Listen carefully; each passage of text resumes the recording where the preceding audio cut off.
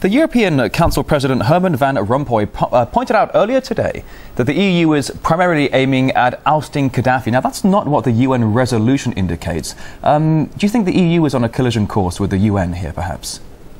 I was very shocked, and I've just been to a private meeting with him of 7 of us from the European Parliament where he repeated that. So it's perfectly clear that as far as Rompuy is concerned, regime change is why we're involved in Libya.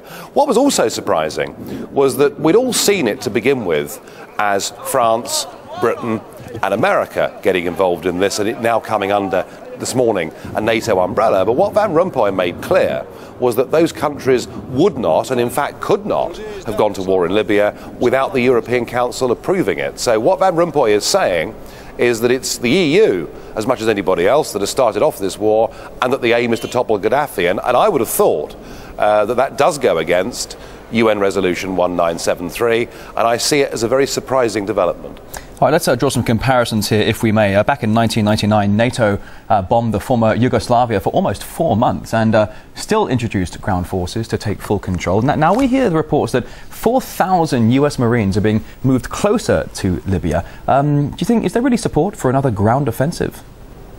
I don't believe there's any support for another ground offensive, and certainly if I talk about British public opinion, we've been told by the Armed Forces Minister, Nick Harvey, in response to a question, what is the length of our commitment? He replied, how long is a piece of string? Well, goodness me, we've had British troops on the ground in Afghanistan now for over 10 years. I don't think there's any appetite for us getting involved in foreign wars where we cannot directly see our own national interests being threatened, and where, frankly, if we go in to support the rebels, we don't even know who they are or what they stand for or what they want. I don't think anybody has thought this through, not just in the context of Libya and ground forces, but hey, what about the Yemen?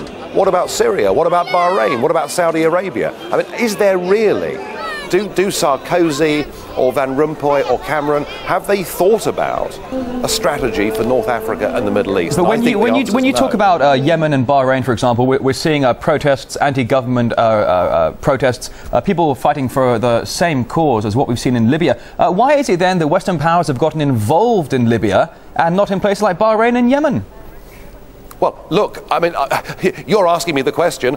It's the same question that I want to ask as well. Surely, logically, if we've got ourselves involved in Libya because we're on the side of the rebels and we want to bring parliamentary democracy to Libya, then we have to repeat that in Bahrain, the Yemen, Syria, Saudi Arabia and everywhere else. Do we really have the will to do that? Do we have the money to do that? Do we have the military might to do that? What on earth are we doing? Now, when you talk about the will to do such a regional intervention, talking about Yemen, Bahrain and of course Libya already underway, a lack of will, you say, in Europe, but also perhaps a lack of will in the region against Western powers getting involved when they're not invited.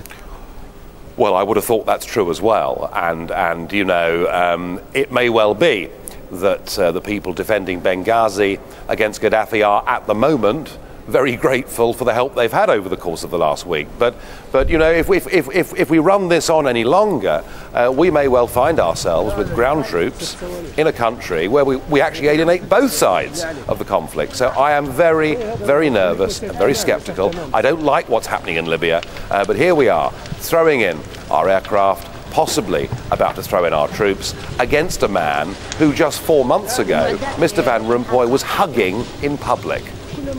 Now, why do you think Mr. Van Rompuy would be hugging him in public? Are we thinking there are some sort of behind closed doors energy dealings going on there, mutually beneficial agreements? Well, quite possibly. I mean, don't forget it was Tony Blair who did bring Gaddafi in from the cold.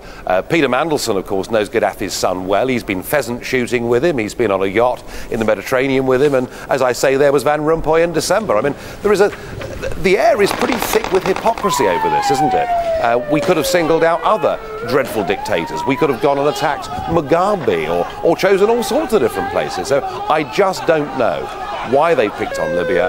I don't believe they've thought it through, and if they are going to put ground troops in, then I think they're going to find in all the member states involved in this a real strong level of opposition. So you say you're not entirely sure of the true motives behind this military intervention, but there are many that are saying it's because of the 4% of the global crude oil that comes from the region. Could oil be the factor? Well, I mean, oil is clearly a factor, and oil and business was the reason that Tony Blair did bring Gaddafi in from the cold. So you have to be perhaps careful in life which friends you choose. It may be that it's oil, but look, if they're worried about that, what would happen if there was a serious insurgency in somewhere like Saudi Arabia that produces far more? All right, now, if you would, just take us back for a moment here. When British MPs voted on UK intervention in Libya, only 13 of them voted against the measure. Why so few? Well, of course. Well, of course, we saw that with Afghanistan. We also saw that with Iraq, where, with the exception of the Liberal Democrats, virtually everybody in Parliament voted for the Iraq war. And it seems that what we have in Parliament now are a political class. They all go to the same schools, they go to the same universities, they get the same jobs in research offices, they spend their careers in politics, having never had jobs in the real world, and they operate, speak and vote like sheep. We don't have enough independent thinkers sitting in the House of Commons prepared to make counter-arguments. All right, now when we look at the bombing campaigns and the missile strikes in Libya at the moment, hundreds of Tomahawk missiles and dozens of bombing campaigns have been striking so-called rebel areas.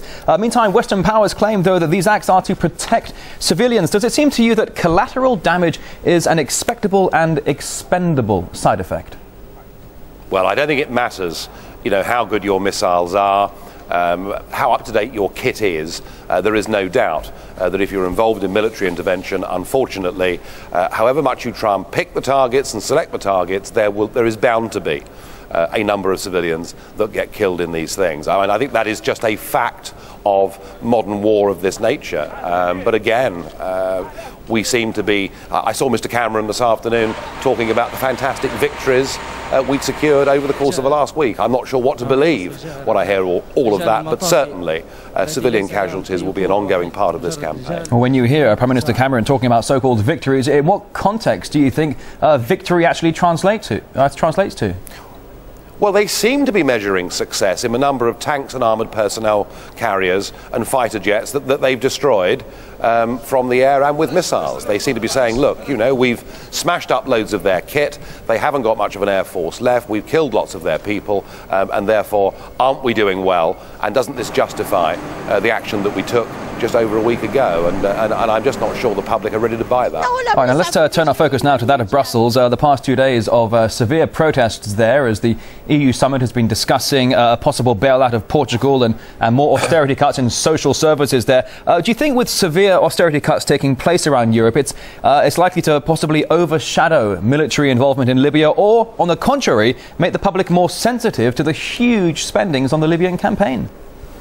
Yeah, I think when people see cuts in frontline services for whatever reasons, when people see their retirement ages going up, when people see the taxes, both direct and indirect, that they're paying going up, they've a right to question, what on earth are we doing getting involved in an open-ended commitment in terms of war with Libya that could cost us goodness knows what else? I do think the two are very closely interlinked, and I also feel that there are lots of countries this morning, and certainly in Britain, people woke up this morning and they looked at the television and bought their newspapers and saw that as Portugal is about to topple over as the next Eurozone country requiring a bailout, that is actually going to cost each British taxpayer about £400, and that actually the biggest effect on our pockets this week wasn't the Chancellor's budget, but it was the fact that the Portuguese government fell and they're about to be bailed out. So I think people have every reason to be pretty angry that they see their own costs at home going up, their services being cut,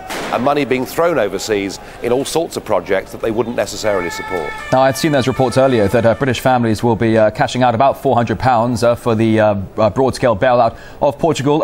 Is the Eurozone failing, do you think?